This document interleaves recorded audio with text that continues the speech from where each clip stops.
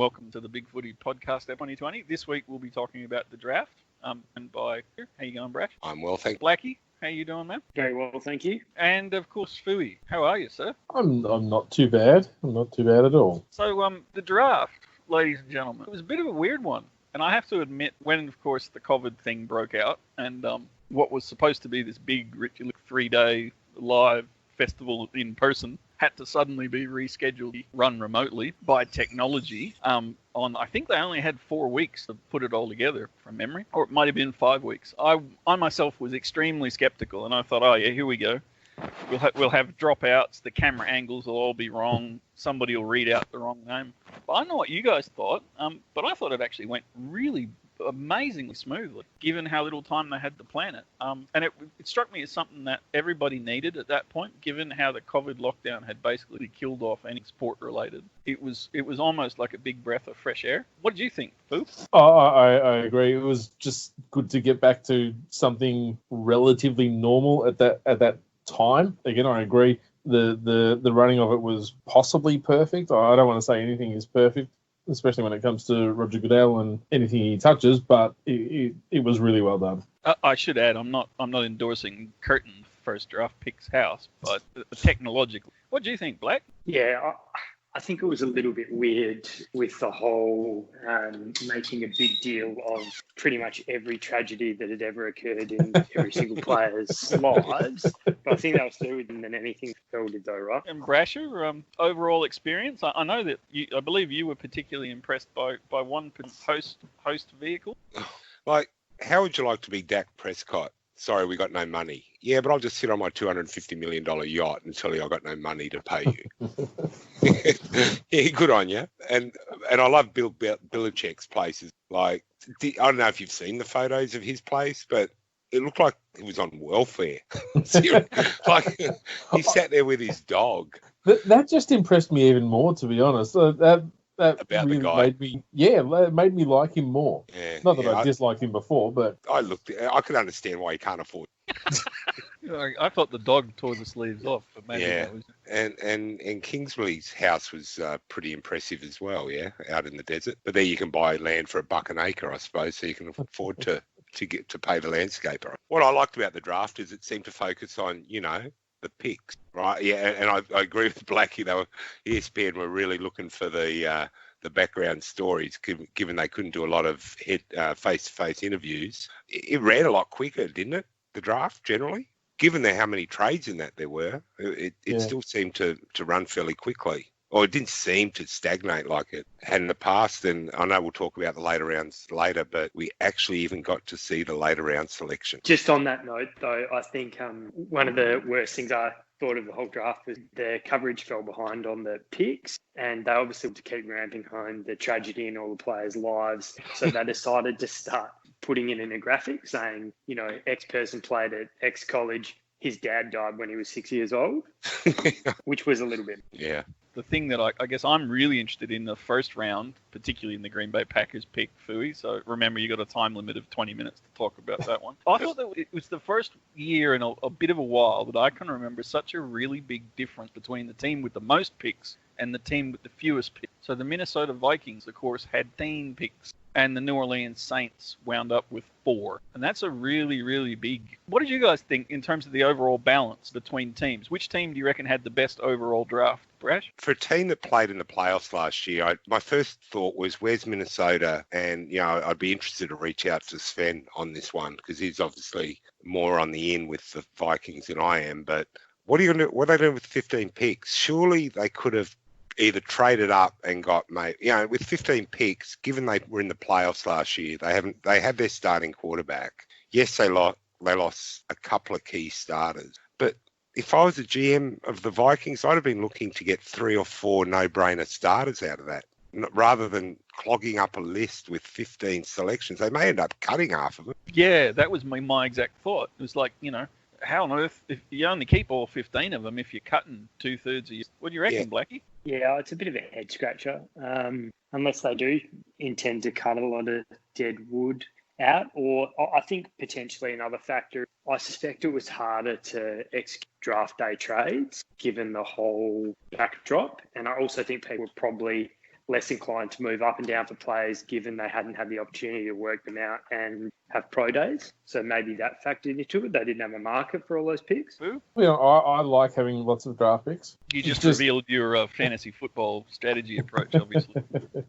Yeah, no, it's just, especially with a team like the Vikings who lost quite a few players or let go of a few players, maybe not lost all of them, but I'm a draft guy, you know. It's like if you have 15 picks and, you know, 3 of them turn out to be really good and another 4 or 5 turn out to be half decent, that's, you know, nearly, give me percentages here, 15, 20% of your list in 1 year, that is going to be a half decent player. So it increases the chances of finding those gems, I reckon, especially in the late rounds. So I don't have an issue with their draft. I think in normal circumstances, I'd agree with you, Philly, but there's no OTAs, there's no rookie camp. When are these sleeper picks or diamonds in the rough going to actually get to show that they deserve to be on an NFL roster? And well, I remember a few years ago, San Francisco had 15 picks, but we had about 8 starters at that time, right?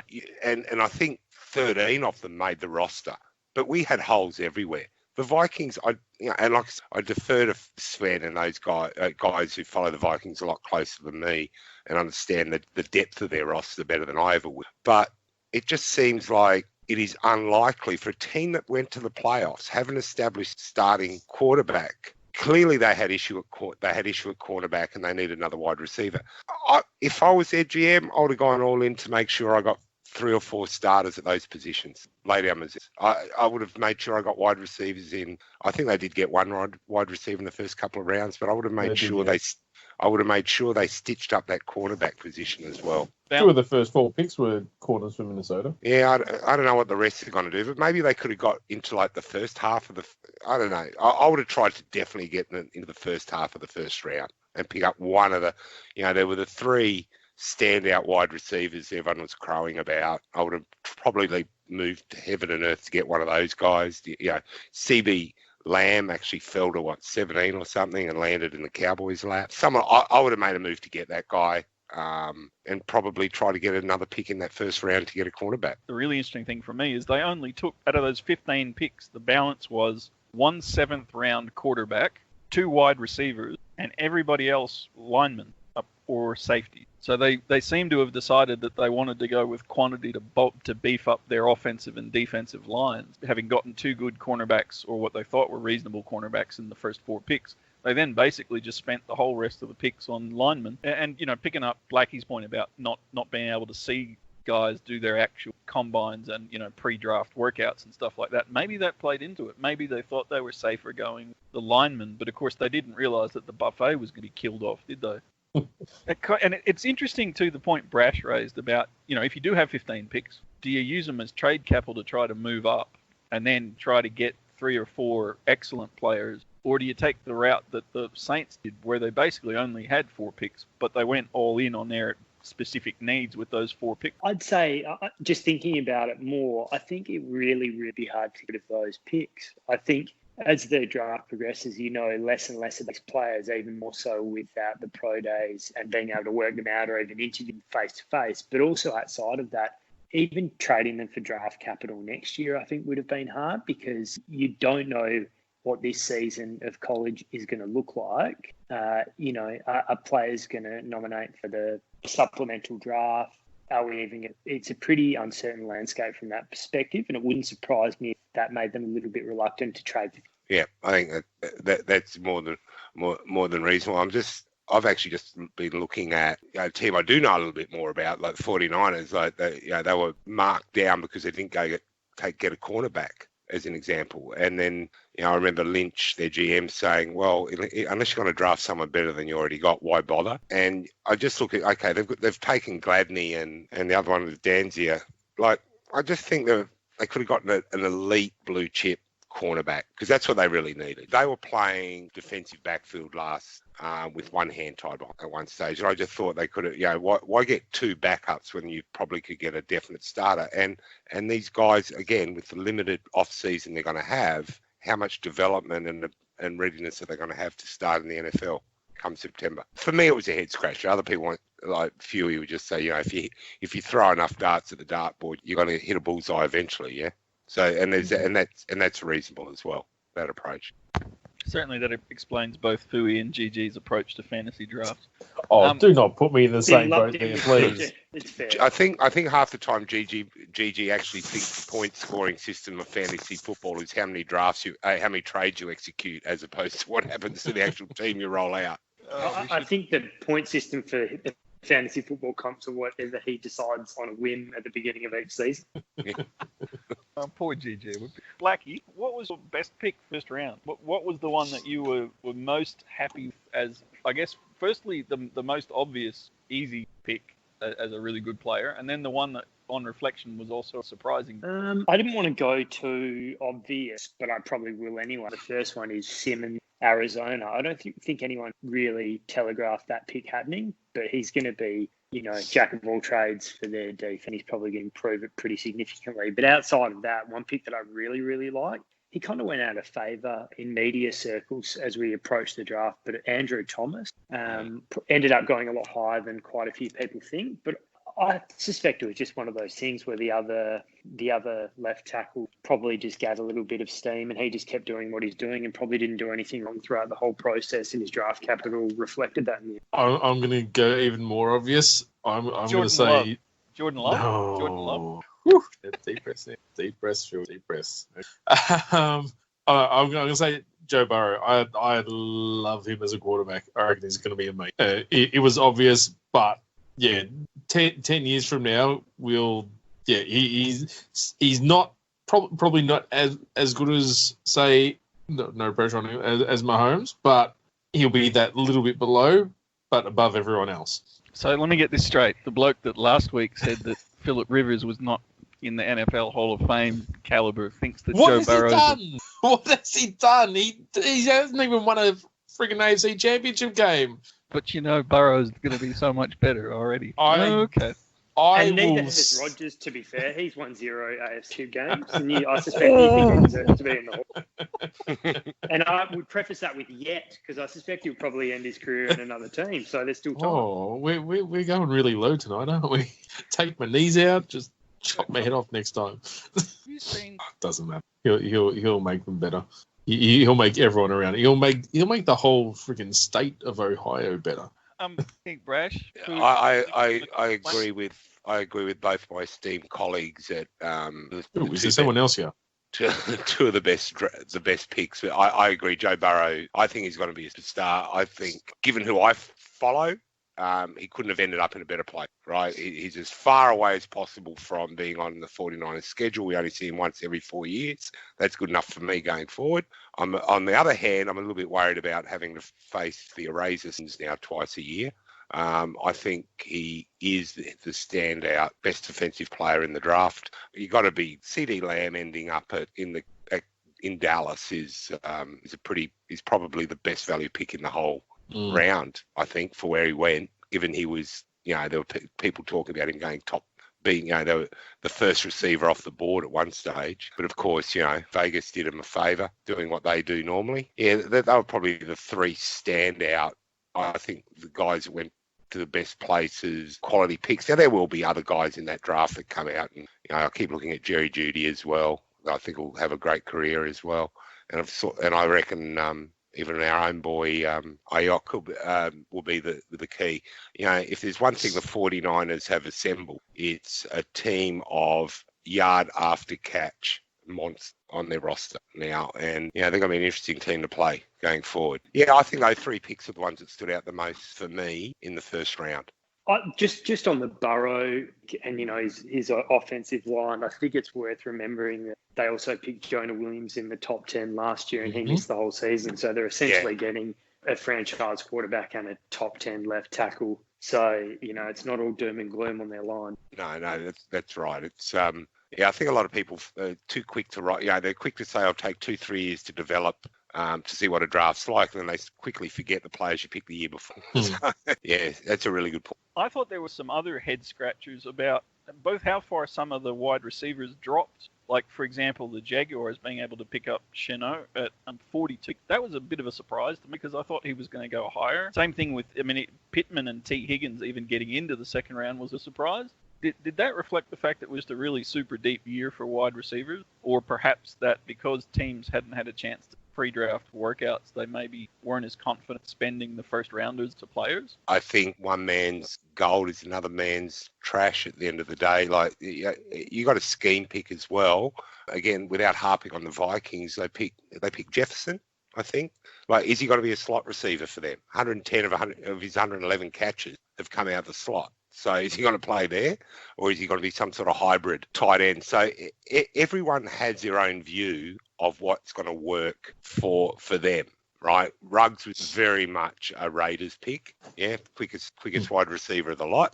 That's the way they go. 49ers pick the guy who's going to catch the ball and run. That's their go. I think you could throw a blanket over him. And look, no position other than quarterback has more boom or bust in it when you pick early than wide receiver when it's said and done, yeah? I agree. I think there was a lot of talent, and it was let's be honest, I was very frustrated on the draft weekend with the lack of a Packers wide receiver pick.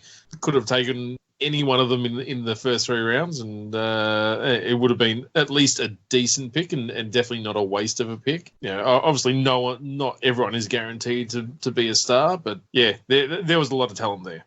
I think the wide receivers just fell by virtue of, in any other year, probably 8 of those guys are borderline first-round picks. There's other holes that other teams need to fill, and it just meant that some teams got bargains in the second round in the form of Pittmans and Mims, guys like that. I also actually, Broncos side that Hamlin, I've warmed to him a little bit recently. But, even with Chase, Poole, Jefferson, all those guys, there was a lot of talent. And with batting deep, it just meant other teams got value. Yeah. It's interesting you bring up Chase Claypool. Like, Chase Claypool's only the second wide receiver to measure 6'4", over 230 pounds and run a sub-4 45, 40-yard dash. And he went in the second round. The only other guy to do it was Megatron. They're Megatron stats. Right, and you know what he was on, right? So, and that guy goes in the middle of the second round now. So it gives you an idea of how these picks went all over the place with wide receiver. But there's never been a class this deep ever. I can't remember wide receivers. Yeah, I think I read a stat the other day. Fully 1/7 of the entire draft class were wide receivers.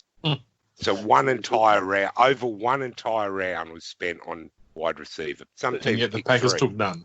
And the Packers took none. Some teams took 3 wide receivers, even with starters. But the Raiders took 3 in the... That's exactly what I was going to say. And yeah, it was really impressive to see, for me anyway, to see how some teams just kept picking them as quality. And yet other ones, their second round pick on backup with the most fumbles in college football.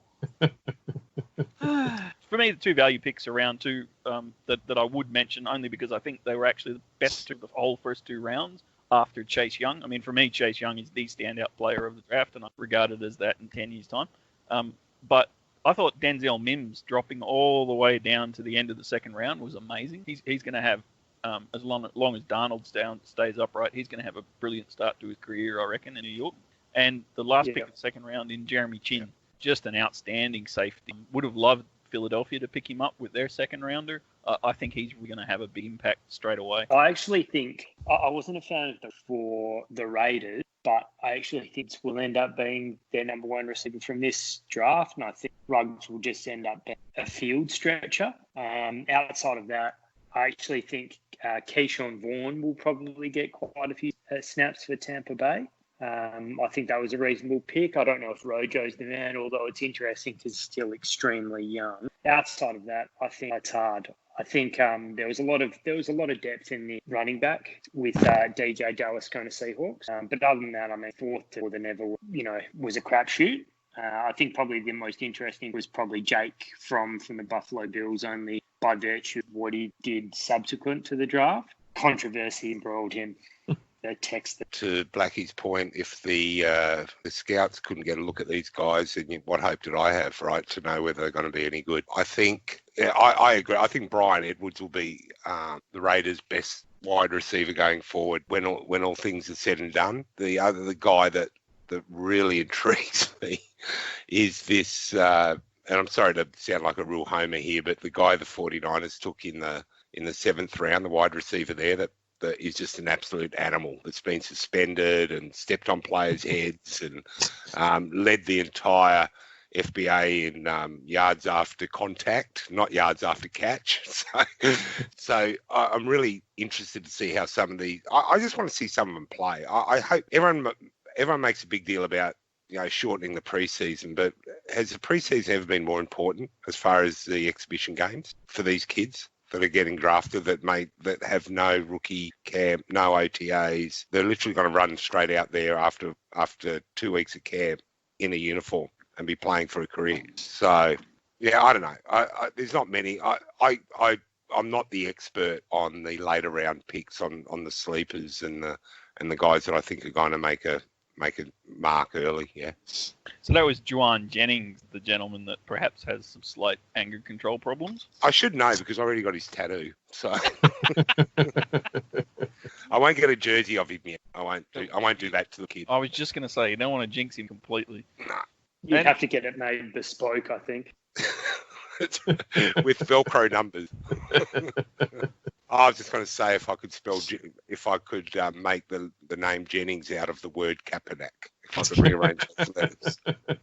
Anyway. So one of the features, for those that weren't aware, one of the features this year's draft was that there was a list of about, I believe, 480, 490 players that the NFL identified as potentially able to be drafted. And that group of people in the 5 weeks before the actual live draft were all sent the full range of hats, one from every team in the league. I guess I've got a question, probably start with you, Brasher, because you're such a collector of merchandise and apparel. If you were one of the 150 odd that got the hat collection, didn't actually get drafted, what would you do with them? You sell them, don't you? You sell them on eBay. What about you, Phil? I would actually try to wear them all at once. Blackie? I actually, there's a kid in Africa right now wearing a Vikings hat with a 2049 Super Bowl t-shirt. Yeah, I knew that was coming. I knew that one was coming. That's old, mate. If you go through the Big Footy forum archives, mate, you'll find a post of me posting a Denver Bronco t-shirt on a lovely little Kenyan kid. 10 years ago, I think, from something that you guys lost, that you had pre-printed t-shirts, and I think Liquid had a bit of a comment on it. So, been there, done that one, mate. I'm gonna have to get you. I'll pay you last week on the Sherman one, but you're not getting that one on me today. My wife bought me a Denver Broncos Super Bowl vintage t-shirt from 1984 that took me a while to pluck up the courage to tell her. That's the thought that counts. That's Just right. Keep the dream alive. We would have had pre-printed shirts because we're from California, so we're all green. So we would have just waited. They would have been biodegradable t-shirts anyway. In the full rainbow colours. Yes, correct. Anything wrong with that, mate? Absolutely not. Good. Absolutely not. Surprised you don't have your end zone painted in rainbow colour. What, gentlemen, was your favourite and your least favourite, I guess, family moment? Of course, everybody focuses on C.D. Lamb's girlfriend and the phone incident. Was there anything else that really stood out to you? Because I got to admit, I'm not sure that I saw much of that stuff until it was pointed out, but then I couldn't take my eyes off it. Are you talking about the guy on the toilet? That was mine. Okay, so we both picked that moment. What was your favourite toilet from the NFL draft?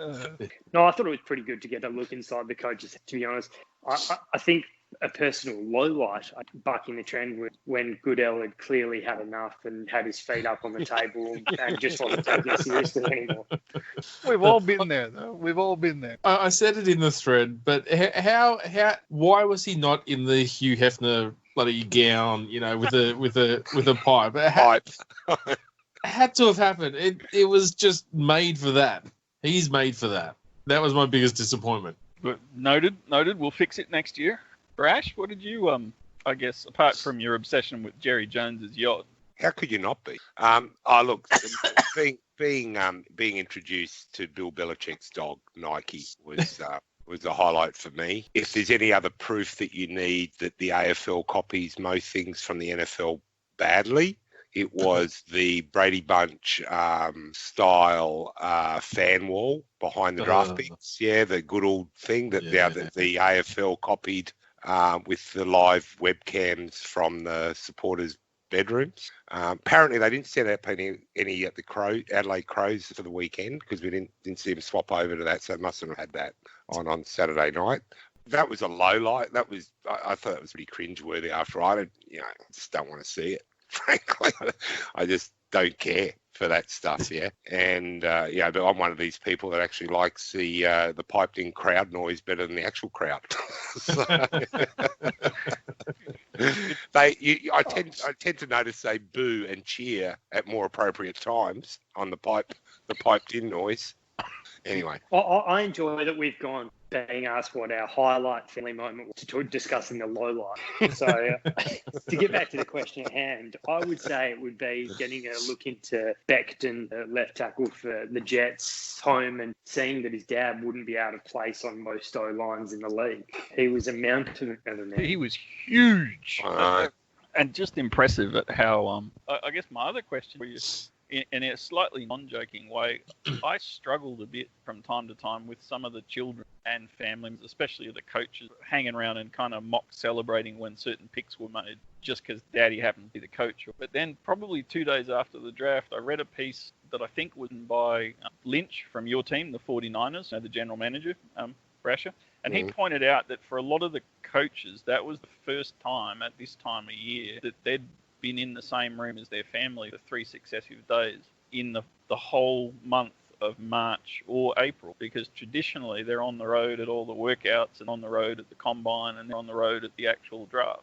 And that kind of totally changed my whole opinion that actually maybe it is kind of special for the kids to have dad or the family group all together. I would say, taking a step back, if I had the opportunity to be in a war room, even with one person for the NFL draft, I'd sit there in that room for 3 days straight, looking at every single pick, listening to every single phone call. I couldn't begrudge them that at all. And I think it was maybe Mayock who was saying that his kids were trying to read his draft list and then were providing their own advice. I think that would be me if I was in there.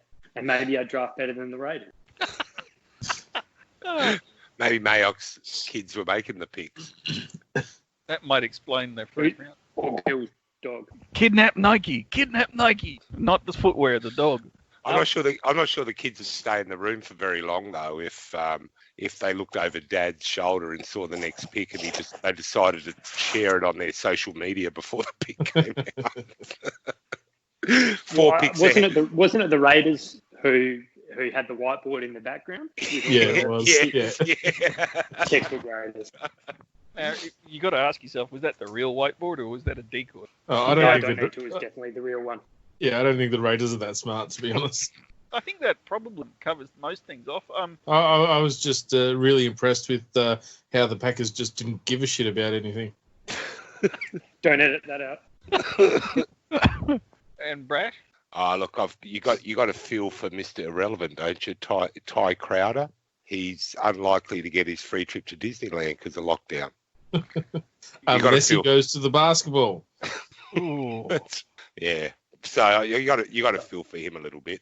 I heard an interesting story about Mr. Irrelevant recently, where I think it might have been Kansas and Pittsburgh were the last 2 picks in the draft, and whoever was second last purposely called their allocated time so that they forfeit their pick and go to the end because they wanted to pick Mr. Irrelevant because of the fanfare that goes associated with it. There's a parade, press, blah, blah, blah. Whoever was last decided to do the same thing. It became a bit of stalemate for a significant amount of time about who would pick last. So the NFL ended up changing the rules, and that's why you can't purposely forfeit or go over time on your pick. Maybe the Eagles were still stuck with that drafting strategy from that old draft. Yeah, well, they took Mr. Irrelevant at pick 55, so they're definitely. Oh, don't you worry. We'll turn him into something because let's face it, we turned Mark Sanchez. I actually don't mind Hurts as a quarterback, to be honest. I mean, not in Philly. With a but second round pick? no, and not. Well, I would have taken him in the third. I would have been happy with him at the Packers in the third. But yeah, shit happens. But Just take what's the he going to quarterback in do? first. Is he ever going to play? Just like Kafka. 2 quarterback sets. You heard it here. But that's not the way to manage your quarterback situation. Seriously, if you want to talk about that for a second, you pay one guy how much? You give him $140 million. Just you're not banking on a guy going down if you're giving him that sort of money. You've effectively wasted a second round pick on a backup to a player who is still yet to reach his prime age. But Brad, if Wentz keep gets twisting the injured, knife. it's not like ready-made, running, scrambling QB who has sustained success Nah. on a team for a long period of time that they could just sign. It's injured. It's not like there's just those guys just free agency. No, there's not. There's probably I could probably name about 4 or 5 that fit that right now that are sitting around doing nothing. Yeah, one of them. So you can forget about the Eagles for the next 10 years. We're done. Okay. Sorry to interrupt your rant, Brash. Well, you needed a running back. You needed a wide receiver who can actually, I don't know, what's one of those really good, important characteristics of a wide receiver? That's right, catch the ball, right? You could have had CB Lamb was right there. Yep. You didn't have to do a lot to get in front of the Cowboys. And as much as I want to laugh about you guys not doing it, it pains me more that he's now gone to the Cowboys, who are just assembling the Harlem Globetrotters on offense, basically. That's the Jerry Jones way now. It's just offense and nothing else. So It's okay. It's the Cowboys. They'll find a way to fuck it up. well, they got the most. They had the most. You could argue they had an even more talented or as a talent offensive roster as the Chiefs, and they went no, and they managed to shoot themselves in the foot. And So- of course, assembling all these amazing, and I agree personally that they're amazing. I wish we had half of their wide receivers. But that's a really smart thing to do when you won't agree a long-term contract with your quarterback. Yeah, that seems to be the recipe for success these days, is to have a quarterback who plays to all-pro standard on his rookie contract. So it frees up so much salary to spend it on other people. Yep. And have a look at, if you want a case in point of where that doesn't work, have a look how well the Lambs have been going since they extended Goff. But haven't you heard Gigi's email? Goff's fantastic. I'm sure. We'll see how good he goes with no Todd Gurley and a few other key pieces not there anymore. But they made 2 mistakes. They extended Goff, went way out of his performance to that time, and they traded for that cornerback that hamstrung him in his contract year because they had to commit a whole bunch of salary there as well because they gave up so much to trade for him. So they couldn't let him go. So that's what happens when you have a quarterback now that takes a disproportionate share of your salary cap. So I'm 100% against this concept the NFL's having about segregating quarterback salaries from the salary cap. That's garbage. Yeah, it is. That's garbage. All that will do was allow teams to stockpile their quarterbacks and either be in a really good position with their quarterback or be in a bad one. And that's it. You'll never have to balance that to the rest of the. Is that going to sit outside the cap? Like, that's what is they there want going to be do. a cap on it? Someone like Jerry Jones will just roll in and offer $500 million. That's exactly what could happen. That's because how do you can't, because the one thing that's always restrained any player's salary is that you have to fit it into your teammates' wallets as well. Yeah, but if you what'll be the cap on a quarterback going forward? It'll be whatever mark. Just trying to kill off the factory.